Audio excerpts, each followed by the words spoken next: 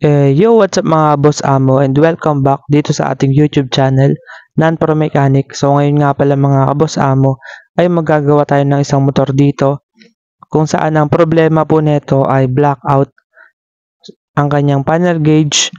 Wala rin pong supply lahat po ng mga kanyang accessories sa kanyang motor.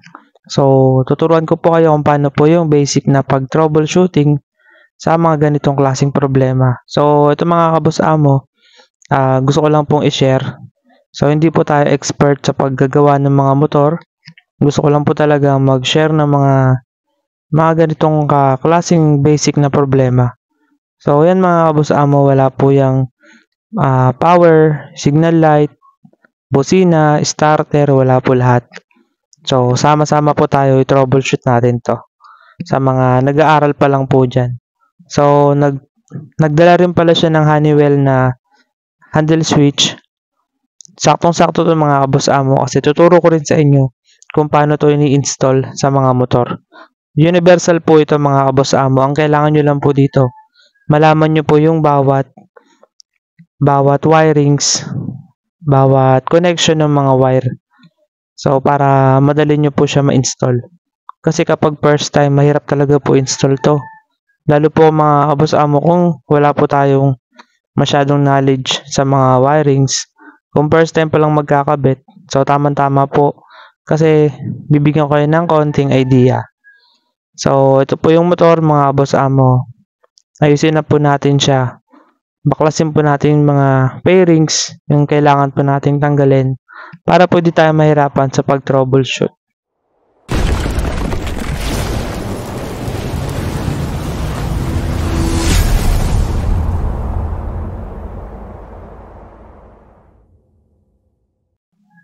So, bago tayo mag-start mga kaboss amo, syempre check muna natin yung kanyang battery. Baka mamaya kaya pala blackout, lowbat pala yung battery. So, yan mga kaboss amo, meron naman po siyang charge. So, malakas po yung ilaw ng bumbilya. Kaya, ibig sabihin, malakas po yung charge po ng battery. So, check rin po natin yung fuse. At ito mga kaboss amo, nakakita po agad tayo ng isang problema. Kasi po hindi tumutuloy dito yung supply. Ibig sabihin, putol po yung fuse mga kaboss amo. Ganun na po kasimple mag-check ng fuse. Gamit lang tayo ng test light. Tapos, itetest natin yung dalawang dulo ng fuse. Dapat parehas kasing umiilaw to. Kapag yung isa dito hindi umilaw, ibig sabihin, putol po yung fuse natin. So, magpapalit po tayo ng bagong fuse. Yan. Ito mga kaboss amo, confirm. Putol nga yung fuse. So, ito, nagkabit ulit tayo ng bagong fuse. Ito yung lumang fuse niya mga kaboss amo. Hindi na po natin yan gagamitin kasi nga putol na. So, check ulit natin yung bagong fuse na kinabit natin. So, yan yung isang dulo, goods kasi umilaw siya. Tapos, yung isang dulo naman, yan, umilaw na rin siya. So, goods na mga kaboss amo. Diba? Papahirapan pa natin sarili natin. So, fuse lang pala yung sira. Para sa mga basic na nag-aaral dyan mga kaboss amo. So, pwede kayong matuto dito ng mga basic tutorial. So, yan mga boss amo, mapapansin nyo meron na ring display yung kanyang panel gauge. So, okay na. Na-solve na natin yung blackout. So, ang tingin ko kasi dito kaya siya na pa-blackout at pumuputok ko yung fuse. Dahil sa mga switch niya. Kasi yung ibang switch niya daw, sira na. So, baka nagdidikit-dikit yung mga positive at negative. Kaya gagawin natin, papalitan na rin natin siya ng bagong handle switch. Yung pinakita ko sa inyo kanina. Yung Honeywell. Ito, papalitan na natin to. Yan mga boss amo. Sundan nyo lang yung kanyang wirings. So, ito yung dulo ng wirings niya. Hindi na natin gagalawin to, yung mga socket kasi pangit kapag tinanggal natin lahat sa socket tapos narekta natin. Kaya gagawin natin, ika-cut lang natin yung bandang gitna ng wire. Tapos i-connect na natin lahat ng mga wirings nitong Honeywell na handle switch. Yan, pag pinag-aralan nyo to sa loob mga kaboss amo, medyo mahirap siya pag-aralan. Okay? Kaya mag-search na lang din kayo kung first time yung magkakabit ng ganitong klaseng handle switch. Kasi kapag sinilip nyo yung loob niya, mahirap siyang malaman. Iba yung parang mayroon siyang board sa loob. Hindi katulad ng mga ibang ordinary na switch, wala namang ganun. Ito, nasa board siya, kaya mahirapan kayo sundan kung ano yung color coding. Pero ito tuturo ko sa inyo mga kaboss amo. Ito gumamit nga rin ako ng diode para mapagana ko yung hazard niya. Kasi may sariling hazard na rin yung ganitong klaseng switch. So ito yung ginawa kong guide. Okay, ito yung ginawa kong guide. Screenshot nyo na lang siya. So brown yellow mga boss amo para sa headlight on off. Pero kill switch talaga siya. Tapos red yellow naman para sa headlight. Tapos yung supply yon yung red yellow. Tapos yung high sa blue. Yung low naman sa green.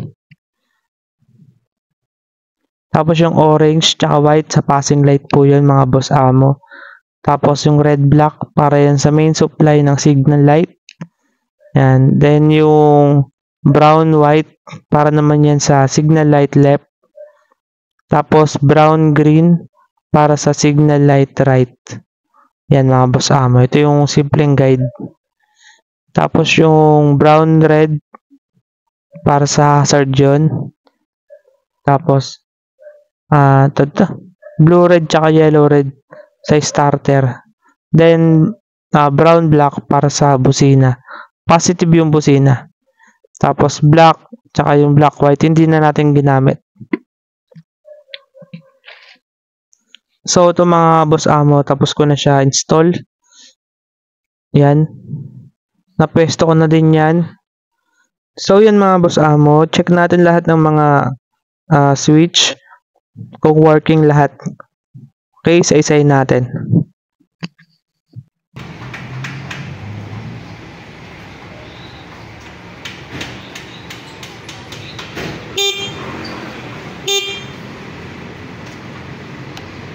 So yan, may busina naman siya mga kaboss amo.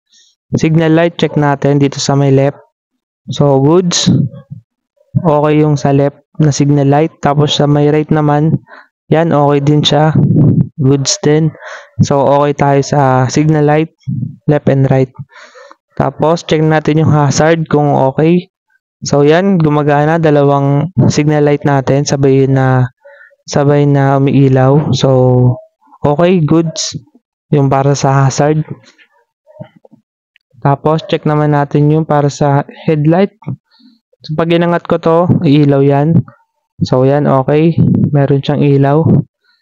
Yan mga boss amo, kitang-kita. Yan, may high and low rin siya. So goods din yung wirings natin sa high and low. Yan. Tapos check natin yung starter. Push button niya kung gumagana. Yan, so goods. Gumagana naman yung push button niya.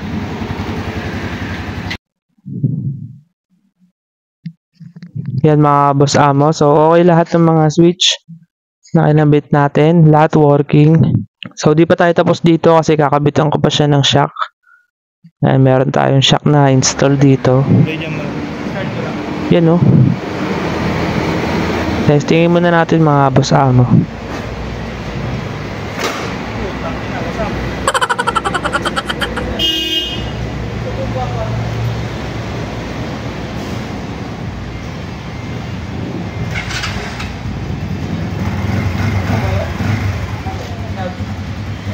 Babaan lower yung shock eh.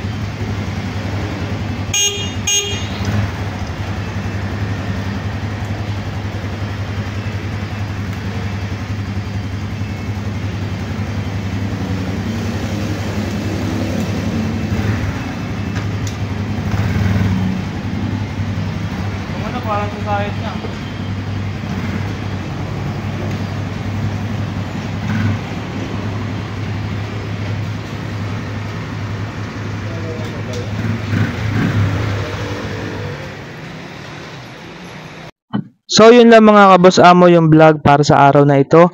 At maraming salamat sa lahat ng sumusuporta at nanonood sa ating channel. Sana natuto kayo ng kahit konting troubleshooting sa mga motor, mga basic troubleshooting. So maraming salamat ulit mga kaboss amo at huwag niyo pong kalimutan na mag-like, share, and mag-subscribe sa ating channel. At kung bago ka pa lang dito mga kaboss amo, huwag mo pong kalimutan, pindutin yung bell icon para updated ka palagi sa mga upload natin. Huwag niyo rin pong kalimutan na i-follow yung Facebook natin. Maraming salamat mga kaboss amo. At hanggang dito na lang po yung vlog natin. Thank you.